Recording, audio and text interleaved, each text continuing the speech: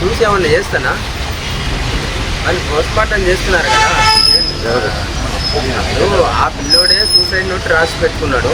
ఇంకా అంతకంటే ఎక్కువ ఏమైనా అనుమానాస్పదం ఉంటే మనం పోయి ఏమన్నా ఇబ్బంది చేసేది ఉందా? పోయి చూస్తాం మేము. అదే ఏం కాదు, ఏమవుతుంది దాంట్లో సీక్రెట్ ఏముంది?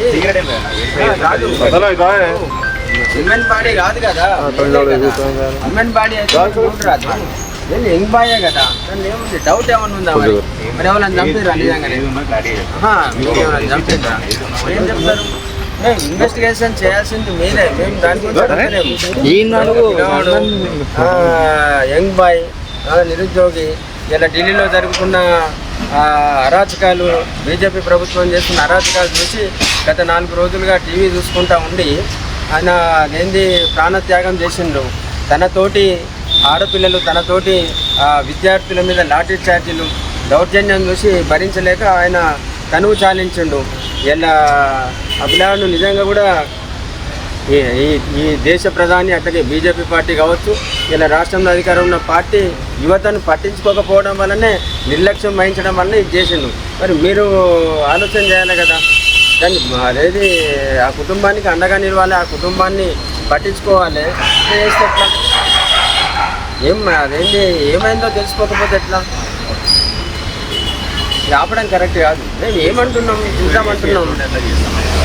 ఎంక్వైరీ చేయండి. మీ ఎంక్వైరీకి అడ్డం వస్తున్నాం కదా. బాడీని చూడలేకపోతే ఎట్లా? బాడీని చూడలేకపోతే ఎట్లా? దాన్ని ఏమున్నది అంతే. అంటే మీరేమన్నా వీళ్ళంటే మీకేమైనా ఆదేశాలు ఉన్నాయా? మరి బీజేపీ నుంచి కూడా కేంద్రంలో ఉన్న అధికారంలో ఉన్న బండి సంజయ్ లేకపోతే ఆయన నుంచి ఏమన్నా ఆదేశాలు ఉన్నాయా? మరి ఇట్లా యువత చచ్చిపోయినా సరే మనం పోలీసు నిర్బంధాలు ఎక్కడికక్కడ ఇబ్బందులు చేయాలి తప్ప అలాంటి కుటుంబాలను పట్టించుకోవద్దనే ఉన్నాయా? మీరు చూస్తే వచ్చిన ఇబ్బంది ఏమొచ్చింది? మీకేమో అనిపిస్తలేదా?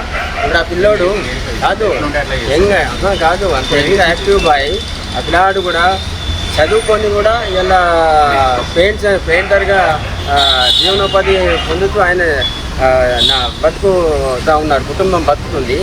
నిజంగా కూడా గొప్పనే. కొంతమంది చదువుకొని కూడా ఇలా నిరుద్యోగులు రోడ్ల మీద తిరుగుతూ ఉంటారు. కానీ ఆ పిల్లాడు అట్లా కాదు. ఇలా పిట్ల వంశీ ఆయన పిల్లాడు మంచిగా చదువుకొని బాధ్యతాయుతంగా పెయింటింగ్ వేసుకుంటూ ఇలా కుటుంబాన్ని పోషించుకుంటున్నాడు. ఆ ఊరంతా కూడా మీరు అడుగు తెలుసుకున్నారు, మంచి అబ్బాయి అని చెప్తా ఉన్నారు. ఆయనతో వచ్చిన క్లాస్మేట్స్ కానీ చదువుకున్న వాళ్ళందరూ కూడా వంశీ మంచి పిల్లోడు అని చెప్తా ఉన్నాడు. మరి గత 4-5 రోజుల నుంచి ఢిల్లీలో జరుగుతున్న ఇలా బీజేపీ ప్రభుత్వం ఈ జనరేషన్ను నిరంకుశంగా తొక్కేస్తూ ఉన్నారు, అణచివేస్తూ ఉన్నారు. వాళ్ళకు ఉద్యోగాలు ఇవ్వకుండా దేవుని పేరు చెప్పి, రాముని పేరు చెప్పి అరాచకాలు చేస్తూ ఉన్నారు, దోపిడీ పాలన చేస్తూ ఉన్నారు అని చెప్పేసి మోడీ చేసే అరాచకాలను, మోడీ ప్రభుత్వం చేసే అరాచకాలకు నిరసనగా ఆయన పనిచేసుకుంటున్నా అని చెప్పేసి కొంచెం జాబితాగా ఆయన చేతి రాత ద్వారానే రాసి ఆయన తనువు చాలించింది. మీరు అట్లాంటి దానికి మీరు ఎంక్వైరీ చేయండి. జిల్లా పార్టీ అధ్యక్షుడు పోయి డెడ్ బాడీ చూస్తున్నప్పుడు మీరు పర్మిషన్ ఇవ్వలేదు సార్. ఇంతకుముందు అధికార పార్టీ అధ్యక్షుడు వస్తే మీరు ఆల్రెడీ వాళ్ళని పంపించి లోపలికి పోయి చూసారు. మా అధ్యక్షుడు అంటే గ్రామానికి వచ్చిండు, పబ్లిక్ ఉండేటోళ్ళం కాదు కదా. మీరు గవర్నమెంట్ సర్వెంట్, మీరు అందరినీ ఒకే రకంగా నిజంగా చెప్తా ఉన్నారు. మరి కాంగ్రెస్ పార్టీ నాయకులు వచ్చిపోయారు అని చెప్పేసి చూస్తాం, బాడీని సందర్శిస్తామన్నాక ఏమున్నది? ఉంటా, నేను ఏమంటున్నా అమితా, నేను ఎటుమోను ఉంటా, ఏమనేది లేదు, ఉంటాను. ఇలా అక్కడ కొందరు మాట్లాడుతూ ఉన్నారు. ఇలా మీడియా ద్వారా నేను అప్పీల్ చేస్తూ ఉన్నా. ఇలా ఈ రాష్ట్రాన్ని ముఖ్యమంత్రి కూడా ఆయన నిరుద్యోగ లేకపోతే ప్రధానమంత్రి మోడీ కారణమని ఎట్లా రాస్తాడు ఆ పిల్లోడు అని అన్నాడు. మనకు చిన్న గాయం అయితేనే మన శరీరం ఓడ్చుకోదు. అట్ల వంశీ అని గొల్లపల్లి వాస్తవ్యుడు ఇలా పెయింట్స్ వేసుకొని బతుకుతా ఉన్నాడు, ఏమన్నా బాగా చదువుకున్నాడు అని ఎవడో మాట్లాడిండు. మళ్ళీ ఇలా పెయింట్స్ వేసుకున్న మనిషే ఇలా ఈ రాష్ట్రాన్ని ముఖ్యమంత్రి వెళ్తూ ఉన్నాడు. రేవంత్ రెడ్డి కూడా పెయింటరే కదా. అప్పుడు ఆనాడేమో గోడ సున్నాలు వేసిండు, ఇలా తెలంగాణ ప్రజలకు అన్నం పెట్టాల్సింది పోయి ఇలా మళ్ళీ సున్నాలు పెడుతున్నాడు. మరి అట్లాంటి వ్యక్తి రేవంత్ రెడ్డి, అటువంటి వ్యక్తే సున్నాలు వేసుకున్నటోడు ముఖ్యమంత్రి కాగా, మరి ఇలా వంశీ లాంటి నిరుద్యోగి మరి ఆయన జీవితాన్ని తను ఎందుకు చాలించాలి? నిజంగా కూడా ఈ యువతకి నేను అప్పీల్ చేస్తూ ఉన్నా, ఎవ్వరు కూడా చనిపోవద్దు, ఎవరు కూడా ప్రాణత్యాగం చేయొద్దు. ఏదో ఒక రోజు వస్తుంది తప్పకుండా. యువశక్తి అందరూ కూడా ఏకమై కేంద్రంలో ఉన్న నిరంకుశ బీజేపీ ప్రభుత్వాన్ని, ఇవాళ ఈ రాష్ట్రంలో ఉన్న రేవంత్ రెడ్డి దాష్టిక పాలనను తప్పకుండా ఎదుర్కోవాలి, అణచివేయాలి. తప్పకుండా ఏదైతే ప్రజాపాలనని ఇక్కడ అధికారంలోకి వచ్చిండ్రో అక్కడ కేంద్రంలో రాముని పేరు చెప్పి దేవుని పేరు చెప్పి వీళ్ళు ఏదైతే అధికారంలోకి వచ్చిండ్రో వాళ్ళ అధికార నిరంకుశత్వాన్ని ఎదిరించాలి. తప్పకుండా ప్రజాస్వామ్యంలో ఓటు ద్వారానే వాళ్ళని ఓడగొట్టి ఈ బీజేపీకును కాంగ్రెస్ పార్టీలకు బుద్ధి చెప్పాలని చెప్పేసి నేను యువతకు పిలుపునిస్తా ఉన్నా. ఇవాళ ఈ గొల్లపల్లి వాస్తవ్యుడు ఏదైతే ఉన్నదో పిట్ల వంశీ నిజంగా కూడా ఆ పిల్లోడు చదువుకున్నా కానీ జీవనోపాధి కోసం ఇలా పెయింటర్గా వృత్తిని కొనసాగిస్తూ తల్లిదండ్రులతో కలిసి ఉంటున్నాడు. ఊళ్ళో కూడా ఎలాంటి అల్లరి వాళ్ళతోని పనులు చేయలేదు. ఆ పిల్లానికి ఇంతకుముందు కూడా క్రైమ్ రికార్డు కూడా ఏమీ లేదు. మంచి పిల్లవాడు, కుటుంబంతో కలిసి ఉంటున్నాడు అమ్మా నాన్నలతోని.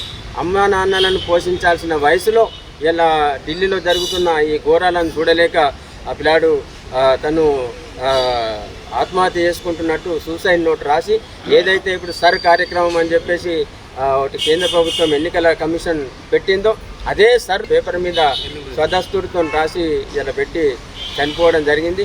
నిజంగా కూడా ఈ దేశంలోని యువతకి రాష్ట్రంలోని యువతకు అందరు కూడా ఆలోచించాల్సిందిగా నేను అప్పీల్ చేస్తూ ఉన్నా. అనేక మంది ఉన్నత చదువులు చదివి కుటుంబాన్ని పోషించుకునే పరిస్థితిలో ఉండి ఇలా ప్రజలకు అడ్డగోలు హామీలు ఇచ్చి కేంద్రంలో అధికారంలోకి వచ్చిన బీజేపీ పార్టీ కావచ్చు, రాష్ట్రంలో అధికారంలోకి వచ్చిన కాంగ్రెస్ పార్టీ కావచ్చు, ఇలా యువతను పట్టించుకోవాలి.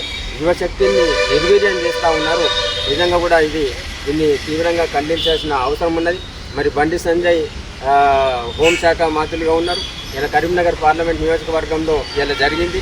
స్వయంగా ఒక యువకుడు మోడీని ఈ బీజేపీ ప్రభుత్వాన్ని చావుకు మోడీ కారణమని చెప్పేసి ఇలా సూసైడ్ చేసుకున్నాడంటే ఇలా బండి సంజయ్ అసమర్థతగా ఇలా బీజేపీ ప్రభుత్వ అసమర్థతగా భావిస్తూ ఉన్నాం. దీనికి నిజంగా కూడా ప్రతి ఒక్క యువకుడు ప్రతి ఒక్క యువతి ఛాలెంజ్గా తీసుకోవాలి. మీ జీవితాలను కాపాడుకుంటూ మీ యువశక్తిని దేశానికి ఉపయోగపడేలా దిద్దాలి. ఏ ఒక్క యువకుడు కూడా తను చాలించొద్దని చెప్పేసి నేను విజ్ఞప్తి చేస్తూ ఉన్నా. ఈ కుటుంబాన్ని ఆదుకోవాలి. నిజంగా కూడా దీన్ని తీవ్రంగా భారత రాష్ట్ర సమితి పార్టీ పక్షాన సిరిసిల్ల జిల్లా పక్షాన మేము ఖండిస్తూ ఉన్నాం. మా కేటీ రామారావు గారు కూడా ఈ పిట్ల వంశీ చనిపోయిన దాని మీద ఆరా తీసిండ్రు. తప్పకుండా ఆ కుటుంబ పరిస్థితులు ఏందో తెలుసుకోమన్నారు. మేము అండగా ఉంటాం. నిజంగా కూడా వంశీ చనిపోవడం పట్ల మేము తీవ్ర విచారాన్ని వ్యక్తం చేస్తూ ఉన్నాం. మరి అలా పోలీసులు ఎందుకు ఎవరి ఆజ్ఞలతోటి మరి ఎవరి ఉత్తర్వులతోటి ఇట్లా చేస్తున్నారో అర్థం కావడం లేదు. కానీ తప్పకుండా ఆ కుటుంబాన్ని వాళ్ళ తల్లిదండ్రులను కలుస్తాం, వాళ్ళ స్నేహితులను కూడా కలుస్తాం. భారత రాష్ట్ర పార్టీ పక్షాన వాళ్ళకి అండగా ఉంటామని చెప్పేసి తెలియజేస్తూ ఉన్నాం.